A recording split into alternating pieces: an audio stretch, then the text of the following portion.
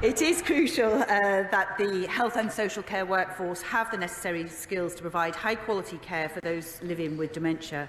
As announced in the White Paper, we will invest £500 million in training, and we will work with social care staff to co-produce a knowledge and skills framework to include the Dementia Training Standards Framework. And later this year, we will set out our plans on dementia for England for the next 10 years, which will include plans for dementia training. Murray River. Thank you again. People with dementia deserve to be treated with dignity and respect. Right. And there are ways that can enable people living with dementia to live the lives that they want to lead.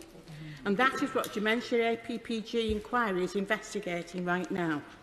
Will the Secretary of State commit to attending the APPG's inquiry report launch in September to hear how this can be achieved?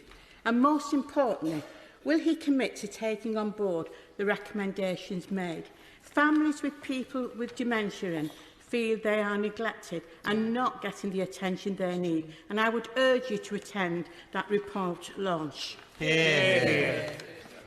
I completely agree with the Honourable Lady. Of course, we must treat all those living with dementia and all those who are caring for people with dementia, which is a lot of people in the country, with respect, and do everything we can to support them, which is why, as I say, we will be setting out our plans for dementia for England for the next 10 years, and also why the Secretary of State mentioned dementia in his speech very recently. I personally will commit to attending the APPG. I'll be very happy to work with her on this and to understand what more we could be doing and what more we can do to inform that plan, that 10-year plan for dementia in England. For a long time. Thank you very much, Mr. Speaker. I'm really grateful to my honourable friend's commitment to training social care staff in dementia, but actually that timely and accurate diagnosis is really important to ensuring people with dementia, living with dementia, get on the right care and support pathway. A lot of my constituents are really still struggling to get those face-to-face appointments, which is so crucial in that. What's my honourable friend doing to ensure that GPs in my local area are equipped to recruit and to train and to be resourced to get those early diagnoses in place, please? My honourable friend is absolutely right. We had been meeting our dementia diagnosis target consistently at the national level from July 2016 until the end of March 2020, when obviously we all know what happened. The diagnosis rate dropped below our target for the first time in almost 4 years and reflects the impact that the pandemic had on memory assessment services and GP referrals into these services. In the last financial year, we allocated £17 million to specifically address dementia waiting lists and increase the number of diagnoses. And this was spent in a range of ways, including investing in workforce to increase capacity in memory assessment services and improving access to pre- and post-diagnostic support and carer support. We now Shadow Minister Currans. Mr Deputy Speaker, quality care for our loved ones does depend on a well-trained and motivated care force. I think we can all agree on that, and I commend the work of the all-party group.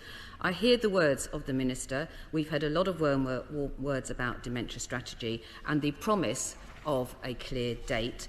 Can she be more specific about a date for publication? And can she be clearer about the workforce plan, including training for staff, given the government's rejection of all workforce amendments for the Health and Social Care Act that has just passed? We cannot be giving confidence to people suffering with dementia and their carers without a much clearer plan in place very quickly. I can assure the Honourable Lady that there's a lot of work going on with workforce across the whole, whether it's mental health, physical health, across the whole of our health and social care services. And Health and Education England will be are working on this now and will be publishing a framework shortly. And the workforce strategy set out in our white paper is just the beginning. We will work closely with adult social care leaders and staff, as well as the people who draw on that care and support, to implement it now and to take forward and build on those policies now in the future. We are serious about this. There's a lot of work, and the Honourable Lady can look forward to seeing a lot of documents in the coming months before the end of the year.